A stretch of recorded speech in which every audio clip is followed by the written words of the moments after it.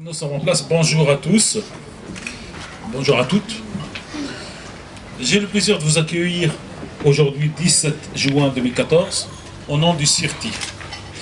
Nous avons choisi cette date et ce lieu pour en faire les symboles du lancement de la radio numérique terrestre, la radio pour tous, la RNT. Certains ont voulu faire de la RNT un serpent de mer. Les amoureux de la radio, les radios indépendantes et leur syndicat, le CIRTI, vont en faire ce vendredi 20 juin 2014 une réalité radiophonique au service de notre média qui mérite sa modernisation, son adaptation et sa numérisation à travers les fondamentaux de la radio et son écoute gratuite, illimitée et anonyme et au service de tous nos concitoyens, sans abonnement ni traçabilité.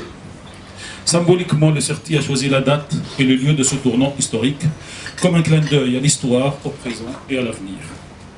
La symbolique du choix de la date du 17 juin, comme chacun le comprendra, rend directement hommage à la France, sa tradition volontariste, son esprit de résistance et de persévérance. La symbolique du choix du lieu de la paix, la plage. Ce lieu se trouve dans l'immédiate proximité. CSA à notre gauche, Radio France à notre droite, la Statue de la Liberté en face et la Tour Eiffel derrière. Si avec tout ça on ne réussit pas à faire la RT, c'est que nous avons un vrai problème. De plus, ce lieu s'appelle la plage. Et dès cet été, nous allons pouvoir écouter la radio numérique terrestre sur les plages, notamment de Marseille et de Nice. Donc, oui, sur la plage de Paris aussi, le président. Ce petit déjeuner du CIRTI est donc organisé en cette journée pour nous historique. Historique à plus d'un titre, comme le précisera dans quelques minutes notre président, Philippe Gault. Historique pour moi et à titre personnel. Et ce n'est pas dans mes habitudes, mais je vais utiliser pour une fois le beau jeu quand je parle de la radio numérique. Mais c'est un jeu très atténué. Ce jeu me rappelle la création en 2003, déjà ici les conseillers, monsieur le député, d'une association qui œuvrait déjà pour la radio numérique, que j'ai baptisée à l'époque VRN, Vivement la radio numérique. C'était en 2003. Et l'idée de la création de cette association VRN venait dans la foulée de l'arrêt des activités du club DAB du président Faure, donc M. Levrier. Et donc, il y a lieu ici et maintenant de rendre hommage au président Roland Faure, qui a initié en France cette idée de la radio numérique. À l'époque, je n'étais pas membre du CIRTI. Depuis, j'y ai adhéré. Je suis son secrétaire national et j'y trouve avec beaucoup de satisfaction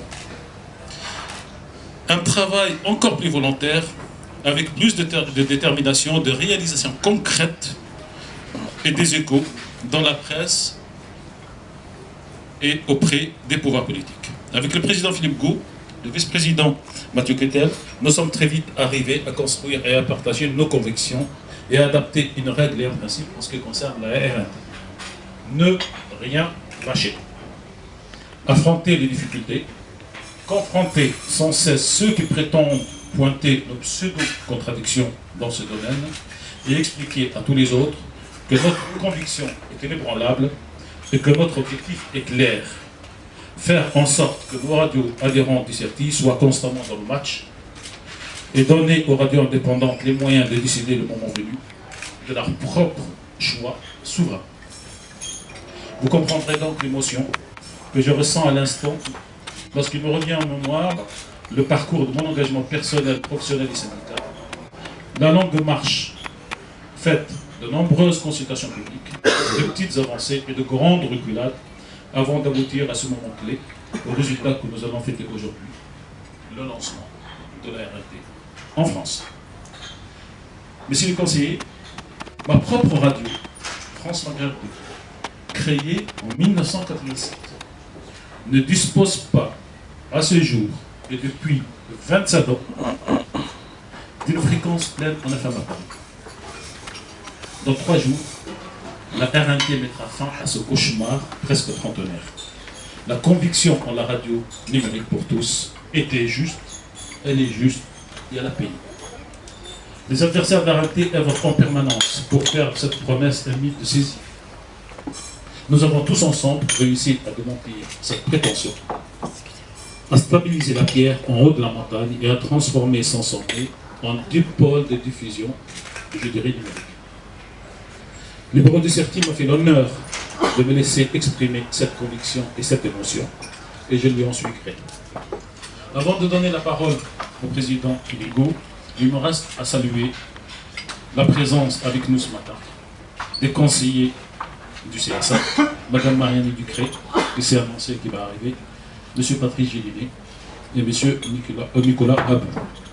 Je salue la présence du député Marcel Rogemont, député de Lille et Villers, membre de la commission des affaires culturelles. Je salue aussi nos 3 partenaires pour laisser ma vie, Mme Stella Morabito, pour TDF, Jérôme Bergoyen, qui donc aujourd'hui nous permet d'écouter la radio numérique ici, même si c'est en vase clos, en attendant vendredi la radio numérique pour tous, comme son nom l'indique.